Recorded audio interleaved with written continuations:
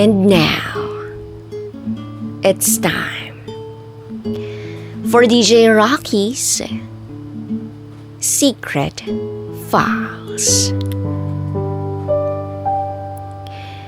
Iniwan ko siya kahit mahal na mahal ko pa. Noong sarado pa ang isip ko, I used to remember kung paanong hinuhusgahan ko ang same-sex relationships. Para kasi sa akin, kasalanan ito sa mata ng tao at syempre sa mata ng Diyos. Itago niyo ako sa pangalang Stella, not my real name. At ito ang aking secret file. Lumaki ako sa isang religious family. Kaya naman before doing some decisions or something, or making sure that it's not against God's will. Sa totoo lang, maraming tao ang humahanga sa family namin. Bukod kasi sa relihiyoso kaming lahat sa loob ng pamilya, tinuruan din kami kung paano makitungo na ayon sa iba. When I was in high school, masasabi kong may nag-iba sa pananaw ko sa buhay. Mas naging open-minded ako. At kung minsay nawawala na rin yung pagka-church girl ko. Sabi pa nga ng iba, nasa loob daw yung kulo ko. Ang hindi nila alam, I just wanna try living a teenager's life. Kung saan walang bawal. Feel free to try everything. Marami akong kaibigan ng high school. Siguro dahil sa fun and outgoing daw ako.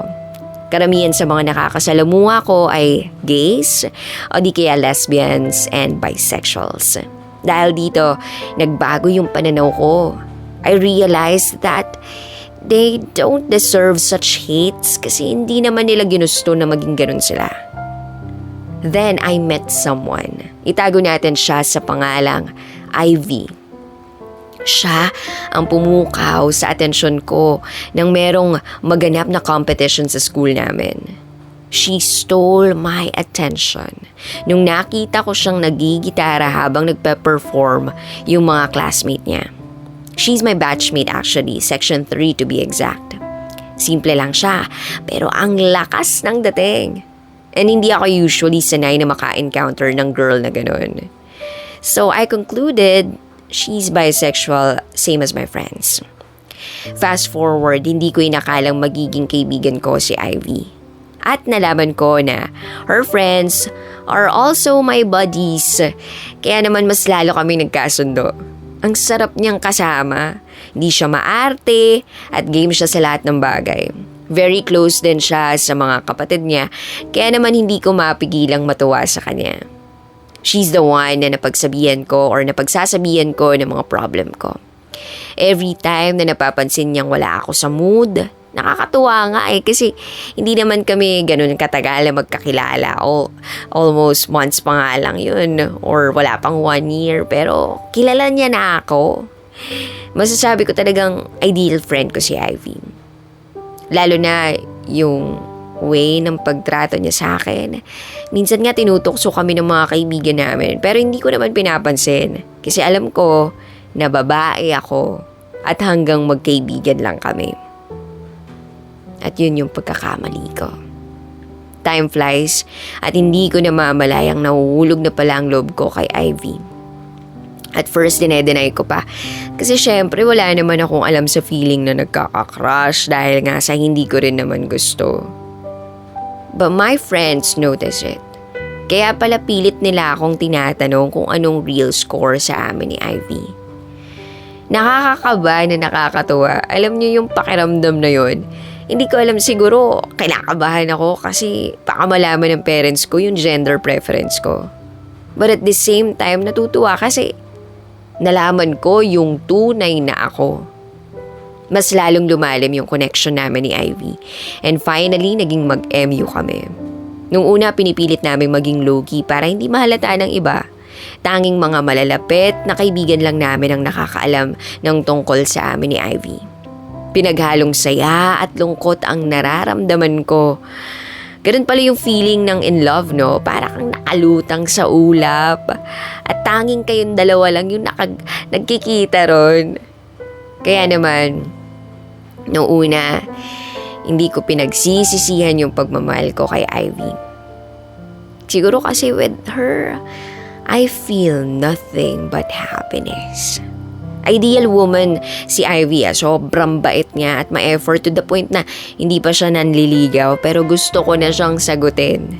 Supportive siya sa lahat ng gusto ko to the point na kahit gusto niyang maging kami na, pumayag siya na wag muna kasi hindi pa ako handa. But December 31 at exactly 11:59 PM yun she asked me if pwede niya raw ba akong ligawan. Hindi na ako nag-alangan kasi 3 buwan naman na kaming mag-MU at sa tingin ko pwede na. Pero sa kabilang banda, natatakot ako. Alam ko na kasi kung saan patungo yung ugnayan namin. Takot ako sa sasabihin ng pamilya ko. Pero wala akong magawa kasi mahal ko si Ivy. Then I created the biggest decision in my life. February 14, sinagot ko si Ivy. At first, hindi ako sanay kasi first girlfriend ko siya to be official. Iniisip ko kung magiging mabuting girlfriend kaya ako. Pero I can say na Ivy really knows me well. She made me think na deserve namin yung isa't isa. Siguro nga matatawa kayo pero we already planned our future together.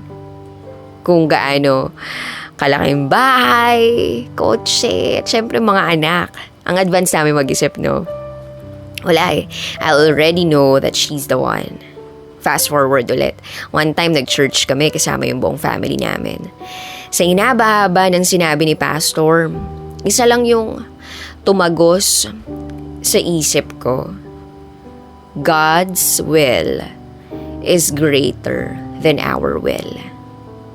God's will is greater than our will. Then pumasok sa isip ko si Ivy. Will kaya siya ni God para sa akin? O baka ay pa nagpipilitan kong God's will siya dahil mahal ko siya? Simula noon, I started thinking it to myself. Nagkakasala ba ako sa Panginoon? Mali na ba yung ginagawa ko? Baka mamaya hindi ko namamalaya na nawawala na pala si God sa puso ko. Nakakadurog pala ng puso, no? Na alam ko sa sarili ko yung sagot sa tanong ko pero hindi ko matanggap sa sarili ko kasi mahal na mahal ko si Ivy. Pero gaya ng dati kong ginagawa, nagpray na lang ako. Pinagpray ko na sana alisin sa buhay ko yung mga taong magiging hadlang sa pagiging Kristiyano ko. One time may nag-chat sa akin sa FB. Yung best friend kong si Andeng, sabi niya, "Oy friend, nakakatampo ka. Di mo man lang sinabi sa aming magta-transfer pala si Ivy next year." Hindi ako nakapag-react agad kasi wala rin naman akong alam. Hindi nasabi sa akin ni Ivy na magta-transfer siya ng ibang school. Kaya naman maski ako nagulat. Nag-reply ako kay Andeng na, Transfer? Wag mong sabihin di mo alam Oo, ang alam ko next month ata alis niya, hindi ko sure Reply ni Andeng sa akin. To make things clear, tinawagan ko si Ivy. Gusto ko ring linawin kung totoo ba yung nasagap na balita ni Andeng o gawa-gawa lang. To be honest, I was expecting her to say no na hindi siya magta-transfer na mali yun. But it didn't turn out like that. Ang tanging nasabi lang sa akin ni Ivy is, "Sorry, di ko agad nasabi." Nainis ako that time kasi girlfriend niya ako, diba? Dapat alam ko, pero ba't di niya agad nasabi? April 17, nung umalis ng Quezon City si Ivy at lumipat sila ng Batangas. At first, okay naman yung relationship namin. Not until nabasa ni Mama yung convo naming dalawa. Sabado nun. At inutos ni Mama na bumili ako ng paminta sa tindahan. Binaba ko yung phone ko noon at saka ako lumabas. Ang hindi ko alam, nag-chat pala si Ivy at nabasa ni Mama. Sampal at masasakit na salita ang inabot ko noon kay Mama. Pero tiniis ko yun kasi mahal na mahal ko si Ivy at alam kong mahal niya rin naman ako. Nakakahiya ka! Tanging salita ni Mama na bumaon ng husto sa dibdib ko. Tanging iyak lang yung naisagot ko.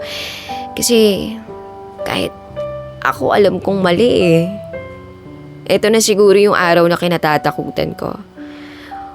My mom made me choose between my studies and Ivy. Sabi niya pa, na pag pinili ko raw si Ivy, wag na raw akong magpakita sa kanila. Kaya kahit ayoko, pinili ko yung pag-aaral ko at nakipag-break kay Ivy. Ang sakit sobra. Lahat ng memories namin pumapasok sa isip ko that time. Siguro, tatanungin niyo ako, bakit di ko pinaglaban? Bakit di ko pinaglaban, ha? Or bakit ginirlfriend ko pa si Ivy kung hihiwalayan ko rin lang naman pala? Oo, mali ako, mali. Pero nagmahal lang din ako. Sa taong hindi para sa akin. Ng taong hindi para sa akin. I decided na makipag-break. Pero pinaliwanag ko kay Ivy at tinanggap ko lahat ng sinabi niya sa akin. Nagpray ako that time, wishing to be alright. Na sana maging ayos ako. At si Ivy, kahit na nasaktan ko siya. It's been 2 years. And now she's already with someone else. At ako pinagpapatuloy ang pag-aaral ko sa course na medicine. Ivy and I are still friends. Pero hanggat maaari dinidistansya ko yung sarili ko sa kanya. Sa kanila ng barkada ko. Kasi kahit itanggi ko, alam ko sa sarili ko na mahal ko pa rin yung babaeng minsan naging akin. Therefore, I'm still hoping na sana mawala na tong feelings ko. At unti-unti ko na rin matanggap na hindi kami para sa isa't isa. Na may mga dadaan lang talaga sa buhay mo pero kailangan mong iwasan. Para na rin sa ikabubuti ninyo. Thank you for listening. Again, this is Stella. And this is my secret vow. Always your number one SM radio station. Love Radio. Kabisyo, nakarelate ka ba sa secret file na binasa ko? Kung nakarelate ka, mag-subscribe ka na dito sa aming YouTube channel at pindutin mo na rin ang notification bell para updated ka sa mga susunod na episodes ng DJ Raqi Secret File.